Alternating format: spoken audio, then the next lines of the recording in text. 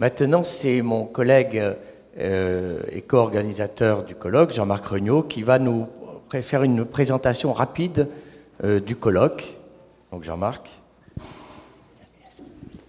Amiral, Monsieur le Président de la Polynésie, Monsieur le Vice-président, Monsieur le Président de l'UPF, Monsieur le Directeur de la MSHPF, à toutes les personnalités présentes, notamment les représentants à l'Assemblée de la Polynésie française, chers collègues, mesdames et messieurs, c'est avec plaisir et aussi une certaine angoisse que je vous présente ce colloque. Alors, avec une certaine angoisse, pourquoi ? Eh bien, parce que lorsque j'ai entendu les présentations des différentes hautes personnalités qui m'entourent, je risque de répéter un certain nombre de choses. Alors, je vais m'adresser à vous en tant qu'universitaire, c'est-à-dire en tant que mouche du coche. Et c'est d'ailleurs à cela que vous vous attendiez. Alors, on a déjà cité ce que le président Macron a pu dire à propos de l'Indo-Pacifique.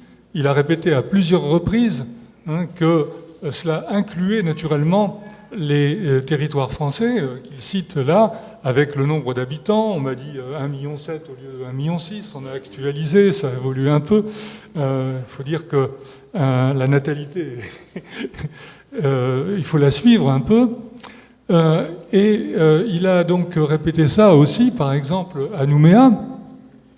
Alors, je vous ferai une petite remarque. Quand le président dit « la France est une grande puissance de l'Indo-Pacifique à travers tous ses territoires », j'ai surligné CES, adjectif démonstratif, et je me suis demandé si l'agence de presse qui avait retransmis ça avait écrit ça correctement. Est-ce qu'il fallait écrire ces territoires CES ou ces territoires SES? Alors dans un cas, ces territoires, cette démonstration pourrait être un petit peu hautaine et méprisante, et si on dit ces territoires SES, c'est du néocolonialisme, si vous voulez.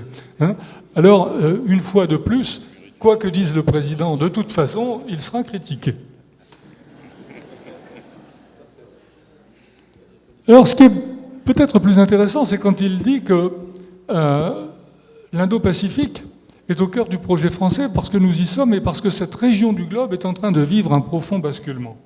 Alors ça, c'est une remarque fort intéressante parce que j'ai l'impression que parfois, on n'a pas pris conscience des changements et du basculement qui est en train de se produire. Alors quand il... pardon, excusez-moi. Voilà,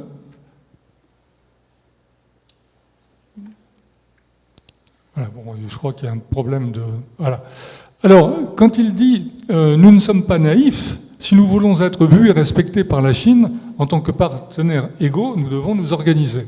Et vous avez entendu sans doute à Shanghai, il y a 2 jours, ou même hier, le président dire qu'effectivement, il fallait s'organiser face à la Chine, et il proposait donc que ce soit l'Europe qui s'organise face à la Chine.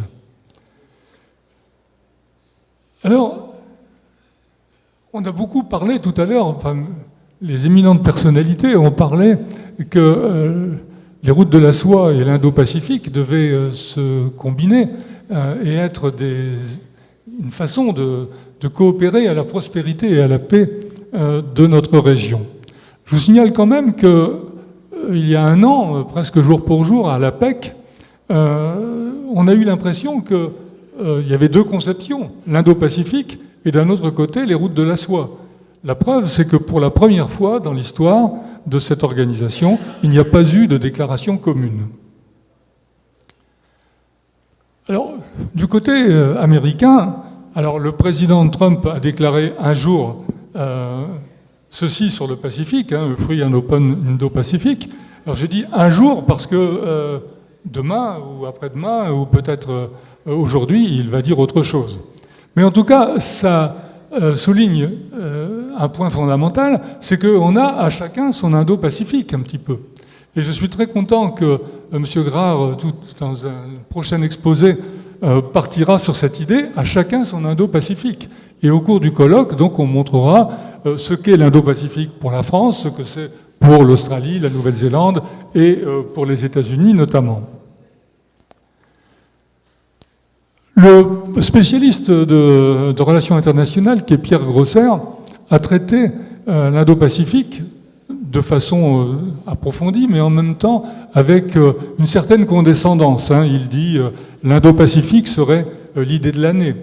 Il dit que du côté de Pékin, il ne s'agirait que d'un slogan destiné à se dissoudre comme l'écume de l'océan. Alors entre les routes de la soie et l'écume de l'océan, il y a là toute une poésie qui est assez familière à la Chine. Et Pierre Grosser a dit aussi, dans un article donc récent, que si l'Asie regarde vers l'océan Indien, qu'il s'agisse de la Chine, du Japon ou de la Corée du Sud, elle n'en oublie pas pour autant l'immensité du Pacifique et de l'Océanie. Alors ce qui est très intéressant, c'est que dans l'article, il est écrit aussi de plus en plus convoité. Et comme c'est écrit en bleu et souligné dans l'article, j'ai eu l'envie de cliquer là-dessus, et ça renvoie donc aux actes du colloque sur l'Océanie convoitée d'il y a 3 ans. Donc c'est la preuve que l'université sert quand même à quelque chose, elle fait avancer les choses. Alors, sur l'origine du mot Indo-Pacifique, je vais vous donner la vision de Pierre Grosser, et puis je vous donnerai un scoop. Alors, d'après Pierre Grosser, l'expression Indo-Pacifique émerge au début des années 2000 à la confluence de plusieurs prises de conscience. Oui, sauf que j'ai déniché quelque part qu'en 1951, le célèbre pasteur et anthropologue Maurice Lénard a présidé au lancement du Comité international de l'Indo-Pacifique, qui était destiné à confronter les recherches sur Madagascar, l'Inde, l'Indonésie, l'Indochine et l'Océanie sous l'égide de l'UNESCO. Il se trouve que Maurice Lénard est décédé donc quelques années plus tard et qu'après son décès, ce comité de recherche est disparu.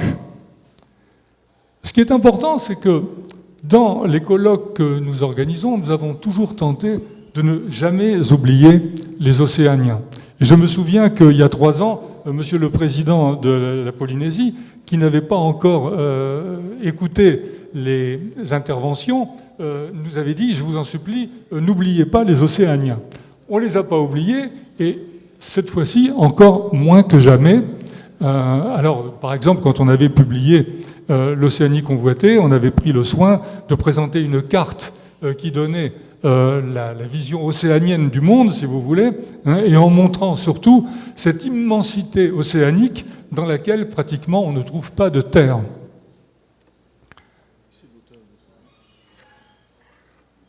Ne jamais oublier les Océaniens, qu'est-ce que ça veut dire aussi?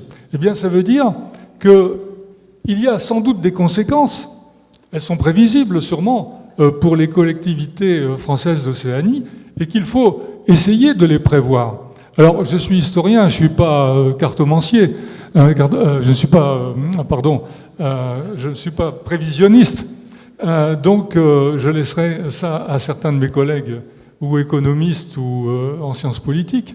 Mais j'ai beaucoup remarqué cette phrase de son Excellence Christian Lechervy, qui dit qu'il y a la crainte que la région se reformate sans eux. Et c'est bien une chose que nous allons devoir souligner, c'est que, en effet, il ne faut pas reformater la région sans que les Océaniens soient partie prenante. Donc, il faudra étudier la pertinence du concept. Est-ce que l'Indo-Pacifique, c'est simplement un containment de la Chine? Est-ce que c'est révéler une évolution du monde avec la montée en puissance de l'Inde ou de l'Australie? Et quelle est finalement l'étendue géographique à définir? Alors, on a parlé de Mayotte, on a parlé de Clipperton, bien sûr, mais je reviens à la pertinence du concept et aux Océaniens. Alors, j'étais un peu effrayé en lisant les articles de Christian Lechervy lorsqu'il écrit que le concept réinstalle la France là où elle est. Et dans un autre article que j'étudierai dans une prochaine intervention, il utilise aussi ce réengager. Donc, réinstalle, qu'est-ce que ça signifie? Ça signifierait que la France était en train de partir ou qu'elle observait une espèce de statu quo? Bon, ce sera l'objet d'ailleurs de l'intervention que je ferai tout à l'heure. Mais ce qui est encore plus étonnant, c'est qu'ils disent que la France défendra diplomatiquement et militairement ses intérêts, sans que j'ai pu déceler dans son article quels étaient ces fameux intérêts. En tout cas, quoi qu'il en soit, ce que l'on peut dire, c'est que fini le temps où le prix Nobel de littérature Jean-Marie Leclésio parlait de l'Océanie comme étant le continent invisible. Nous sommes maintenant visibles. Merci.